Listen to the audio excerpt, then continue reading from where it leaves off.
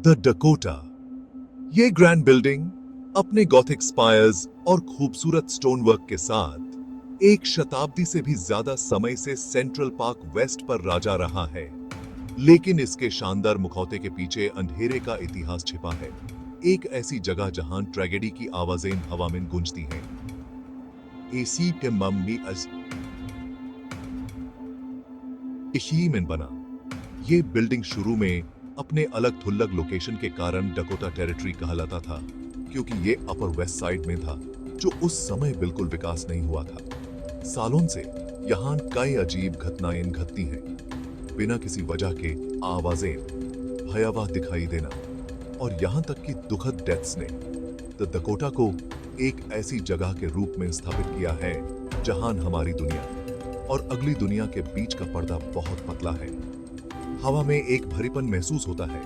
ऐसा लगता है जैसे कोई छुपा हुआ देख रहा है। ये सिर्फ एक बिल्डिंग नहीं है, ये एक रास्ता है, एक चौराहा है जहां एक परेशान अतीत की गूंज वर्तमान में सुनाई देती है। द डकोटा ने हमेशा एक खास तरह के लोगों को आकर्षित किया है, फेमस, बदनाम और जिन्हें बुरी किस्मत का सामना करना पड़ा। द डकोटा के सबसे फेमस रेजिडेंट्स में से एक थी लेजेंडरी एक्ट्रेस लॉरेन बकॉल। बकॉल उस भयानक एनर्जी से नहीं बच सकी जो द डकोटा में फैली हुई थी। एक और आइकॉनिक रेजिडेंट थे कंपोजर लेनर्ड बर्नस्टाइन। बर्नस्टाइन ने दावा किया था कि उन्होंने एक पुराने रेजिडेंट का भूत देखा था। सेलिब्रिटीज की आपस की बातों और चुपके चुपके फैलाई गई अफवाहों के अलावा द डकोटा एक अंधेरे सच को छुपाए हुए है। एक ऐसा इतिहास जो अजीब घटनाओं से भरा हुआ है, जो समझदारी से परे हैं। ऐसी कहानियां हैं जिनमें देखा गया है कि परछाइयों में छिपे हुए लोग दिखाई देते हैं और नजदीक जाने पर गायब हो जाते हैं। खाली हॉलवेज में कदमों की आवाजें गूंजती हैं, उनकी रिदम भारी और साफ सुनाई देती है, जैसे कोई अनदेखा इंसान जिंदा लोगों के बीच चल रहा हो। चीजें अपने आप हिलती हैं, फिजिक्स के नियमों को चुनौती देती हैं, एक भयानक याद दिलाती हैं कि कोई अनदेखा ताकत इस जगह को साझा करती है। एक खास करके भयानक किस्सा एक मेंटेनेंस वर्कर का है, जिसने दावा किया था कि उसने बिल्डिंग के बेसमेंट में भूतों का जुलूस देखा था। ये कहानियां, जो रेजिडेंट्स और स्टाफ की पीढ़ियों से चली आ रही हैं, एक ऐसी बिल्डिंग की तस्वीर पेश करती हैं जो पैरानॉर्मल एक्टिविटी में डूबी हुई है। 8 दिसंबर 1980 को जॉन लेनन के दुखद मर्डर से ज्यादा किसी और घटना ने द डकोटा पर अंधेरा साया नहीं डाला। बिल्डिंग के एंट्रेंस से कुछ ही कदमों की दूरी पर ठंडे खून में गोली मार दी गई लेनन की मौत ने पूरी दुनिया को हिला कर रख दिया, द डकोटा को हमेशा के लिए त्रासदी से जोड़ दिया। बहुत से लोग मानते हैं कि लेनन की आत्मा ने द डकोटा को कभी नहीं छोड़ा। उनकी पत्नी योको ओनो अभी भी इमारत में रहती हैं और उन्होंने खुले तौर पर उनकी उपस्थिति को महसूस करने के बारे में बात की है, खासकर सेंट्रल पार्क के सामने वाले उनके अपार्टमेंट में। दूसरों ने इमारत में उनकी आत्मा को देखने की सूचना दी है। उनका चेहरा दर्द और दुख से भरा हुआ है, हमेशा के लिए उनकी मृत्यु के क्षण में जम गया है। द डकोटा की हॉन्टिंग सिर्फ उसके सबसे फेमस रेजिडेंट तक सीमित नहीं है। सालों से अनगिन लोगों ने इमारत के कई कोनों में दुबके हुए परछाई वाले लोगों से मुलाकात की खबर दी है। ये आकृतियां, जिन्हें अक्सर नजरों के किनारे देखा जाता है, अस्तित्व में झिलमिलाती हुई प्रतीत होती हैं, जिससे गवाहों को अपनी समझ पर सवाल उठता है। कुछ लोग एक लंबे दुबले पतले आदमी को चमकदार नीली आंखों के साथ वर्णन करते हैं। उसका चेहरा हमेशा के लिए भ्रूभंग से सजा हुआ है। निवासियों ने उन्हें द गेट कीपर डब किया है।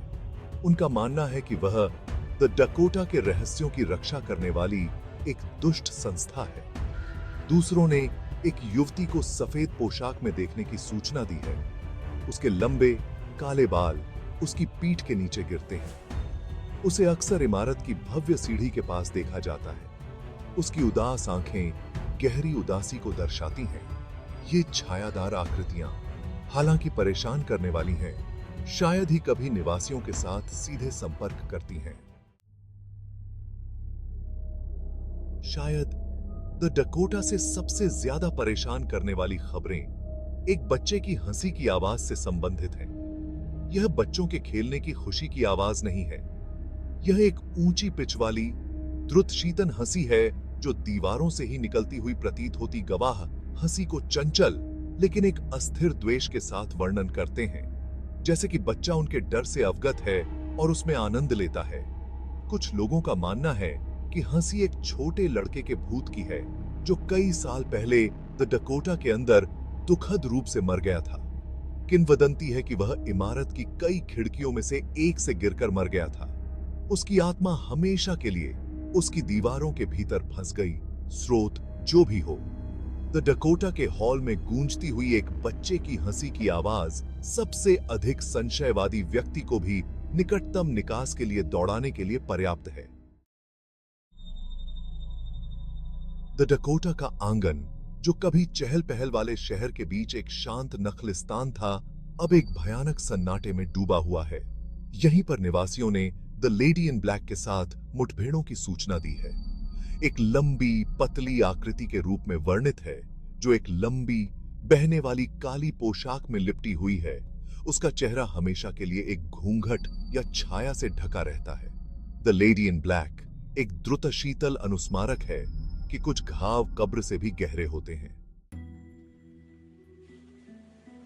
द डकोटा की भयानक सुंदरता और भूतिया प्रतिष्ठा ने दशकों से फिल्म निर्माताओं को मोहित किया है, जिससे यह हॉरर और थ्रिलर फिल्मों के लिए एक लोकप्रिय स्थान बन गया है।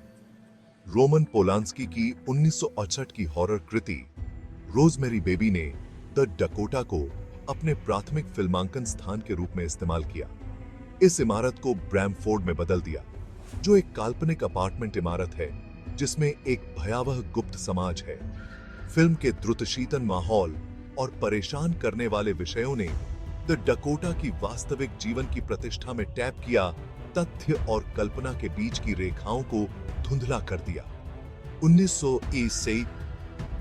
1980 में एक और डरावनी फिल्म द सेंटिनल ने द डकोटा को आसुरी कब्जे और अलौकिक आतंक की अपनी कहानी के लिए पृष्ठभूमि के रूप में इस्तेमाल किया। फिल्म के निर्देशक माइकल विनर ने फिल्मांकन के दौरान अजीब घटनाओं का अनुभव करने का दावा किया। इस विश्वास को और बढ़ावा मिला कि डकोटा वास्तव में एक प्रेतवाधित जगह है। इन फिल्मों ने जनता की कल्पना में द डकोटा को एक ऐसी जगह के रूप में स्थापित किया है जहां वास्तविकता और अलौकिक टकराते हैं।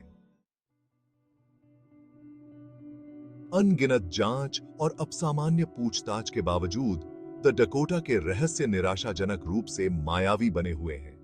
इमारत अज्ञात के लिए एक वसीयतनामा के रूप में खड़ी है, एक ऐसी जगह जहां तर्क और तर्क अकथनीय से टकराते हैं। छायादार आकृतियों की वास्तविक प्रकृति, द्रुत शीतन हंसी और शोकपूर्ण लेडी इन ब्लैक सबसे अनुभवी अपसामान्य जांचकर्ताओं को भी पकड़ने से बचती है। क्या वे दुनिया के बीच फंसी बेचैन आत्माएं हैं, सांत्वना या बदला लेने की कोशिश कर रही हैं, या वे कुछ और भयावह अभिव्यक्तियां हैं? द डकोटा का इतिहास अस्पष्टीकृत मौतों और गुमशुदगी से भरा पड़ा है। प्रत्येक इमारत की पहले से ही अस्थिर प्रतिष्ठा में रहस्य की एक और परत जोड़ रहा है। यह एक ऐसी जगह है जहां जीवित और मृत के बीच का पर्दा खतरनाक रूप से पतला लगता है। एक निरंतर अनुस्मारक है कि कुछ रहस्य दबे रहना बेहतर है। द डकोटा एक भूतिया विरोधाभास के रूप में खड़ा है, स्थापत्य प्रतिभा का प्रमाण और आतंक के लिए प्रजनन स्थल। इसका भव्य अग्रभाग और भव्य इंटीरियर बीते युग की फुसफुसाहट करते हैं, जबकि इसका काला इतिहास और अस्थिर घटनाएं उन लोगों की रीढ़ की हड्डी को नीचे गिरा देती हैं जो इसके पवित्र हॉल में प्रवेश करने की हिम्मत करते हैं। द डकोटा की विरासत हमेशा के लिए अलौकिक के साथ जुड़ी हुई है। एक प्रेतवाधित जगह के रूप में इसकी प्रतिष्ठा इसकी पहचान का उतना ही हिस्सा है जितना कि इसकी प्रतिष्ठित वास्तुकला। चाहे आप भूतों पर विश्वास करते हो या ऐसी धारणाओं को केवल अंधविश्वास मानते हो,